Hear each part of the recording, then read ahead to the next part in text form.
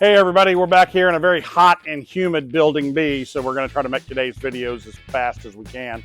Want to talk a little bit about the different materials that GM used for trim over the years and products that we sell.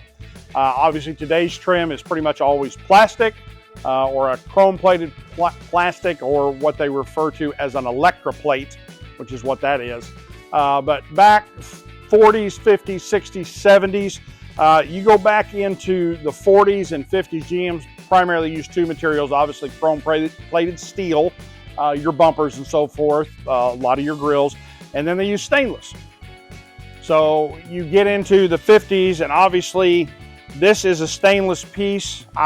There are a lot of people that will still refer to this as side chrome, even though it is a stainless molding that is stamped and then polished. A lot of times, especially in today's production, they will use a pre-polished stainless piece, and you usually know that is because it'll have some kind of a peel-off coating. Usually it's blue, and that piece was polished before it's stamped.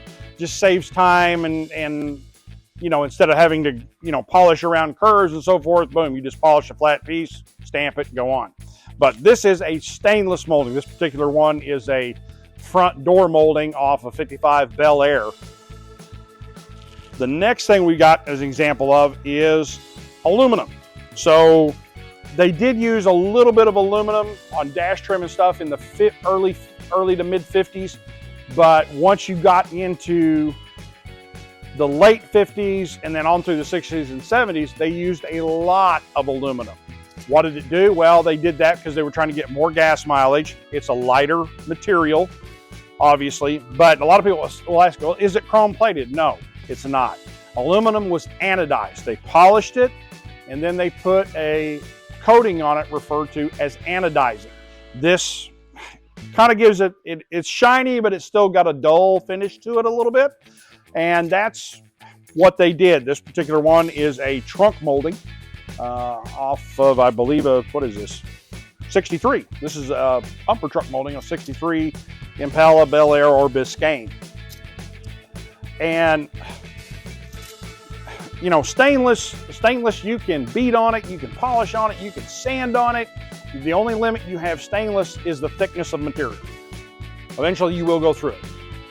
Aluminum, you cannot repolish this. All you do, if you run this over a buffing wheel, it's going to burn black. So you have to strip the anodizing off of it, polish it, and then find some place that does it. Now, there are platers out there that will chrome plate aluminum and makes it really pretty, and it looks pretty cool when it's done. But as a general rule, that's how it came. The other material they used was a chrome plated pot metal. This is a hood split molding. This one's off 65, again, Impala, Bel Air, or Biscayne that used it. And the pot metal was a cast product.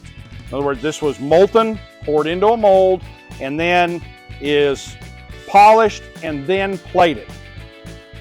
So that's what they use. This is, and pot metal is a whole nother plating process than any other chrome plating altogether. And again, this will pit, and you have to gouge out or buff out those pits and then either refill it. A lot of times they use brass. We'll go back in with brass and then reshape it. Sometimes they use a copper.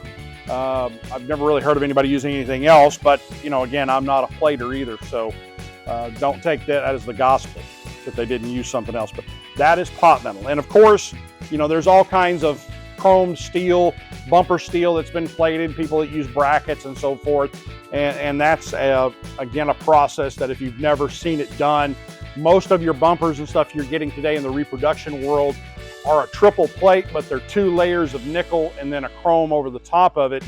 And then originally you had a nickel, then copper, then chrome, and the copper is really what gives it that real deep shine. And of course, there's all kinds of dark nickel now and dark chrome that's, you know, different things that people have come up with. But, that's pretty much the materials they used. And again, stainless, a lot of times people still refer to that as chrome. In an earlier video, was talking about windshield chrome. Well, that's more of a slang term. Obviously, it is stainless material. just kind of a slang term that's used out there. And most of your windshield trim is still stainless today that is being reproduced, and they do that just because of its durability. So again, that's what they use. We offer all types of materials here at H&H, but it's all done back to what the original was. So hope this was informative. Hope you enjoyed the video.